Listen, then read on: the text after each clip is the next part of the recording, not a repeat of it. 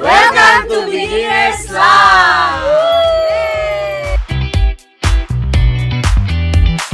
Alright, so ayun guys, welcome to Beginner's Lab. Yes. This is located po sa may Poblacion, Porac, Pampanga. And if you notice sa likuran natin, ayan, ang dami pong mga items na nandito. To give you an idea, so on my left, ito yung mga crafts side naman. So yung mga, naghahanap kayo mga souvenirs, earrings na customized, and mga iba't ibang products, lalo-lalo sa mga arts connected, meron dito yan. Ayan. So on our right side naman. On our right side, nandito naman ang mga masasarap na produkto ng Porac, Pampanga. At food, yes. At hindi lang yan. At iba't ibang munisipyo din ng Pampanga. So, some of which we can see here, banana chips. Yan. Meron silang coffee, chili paste, gourmet. Yes. Meron silang mga kutkutin, mga peanuts. Yes.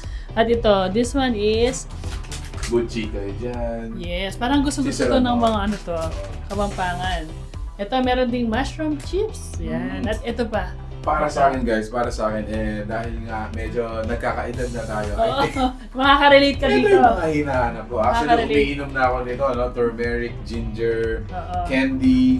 They also have mga, mga superfood, no? Yes. Moringa tea, Oo. ginger tea, insulin lifting. Wow! Wow. Something That's new, yeah. Helps lower blood sugar. Something to check, and sa tingin ko po dito malulunas yung iba yung mga nararamdaman. And napakamura lang, 150, ganyan. Ako po si Joy Ann Angosta. Rain Bimi Angosta. Ano kasi, bali yung inspiration namin doon. This year kasi, maraming blessings yung dumating. Then may big blessings na dumating sa amin. So, naisipan ko yung idiomatic expression na beginner's luck, which means lucky. So, ito kasing concept store, problem ko siya dati. So, nag-iisip ako ng mapagbabagsakan ko ng products, which is wala dito sa Pampanga. So, yung ginawa ko, sinolve ko yung problem ko, which yung vision din nito and mission is matulungan yung mga small business na magkaroon sila ng sariling physical store with less money to start up.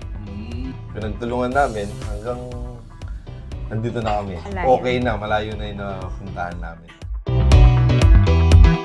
Parang bumalik yung yung childhood ko. Nakita ko yung mga earrings na to. It's from Obra Maarte. Ilang sila? Ayan. Ano mga yan? Yes. Yung cookies. Tignan mo naman, napaka-creative. Ito, french fries, pizza, parang mga pagkain ginagutom. Ito naman, another concessionaire dito sa may Beginner's Luck.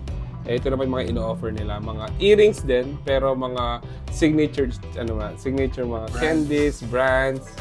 Yan, so meron yung mga ganito. Yung existing business ko is Obra Maarte. Yun po yung gumagawa ko ng handmade products made of clay. Yung Obra Maarte naman, nung pandemic. So, nag-start ako ng bazaar sa mga DTI, ganyan, hanggang sa hindi ko na ina-expect na lumalayo na pala yung nararating na. Ayun. Yung isaw, kwek-kwek, mga tapsilog na miniature kitchen. Kagandahan din dito, yung mga nagdi-display dito or yung mga concessionaires dito are from the locals. So, they are the small business na gusto lang i-showcase yung mga products nila. Available yung mga space, display yung mga products natin. Sample, ito na mga ganito, di ba? Mga locals from Pampanga yung mga gumagawa. And mga other products naman dito. Yan, meron tayong pabango, beauty products, room spray, yes.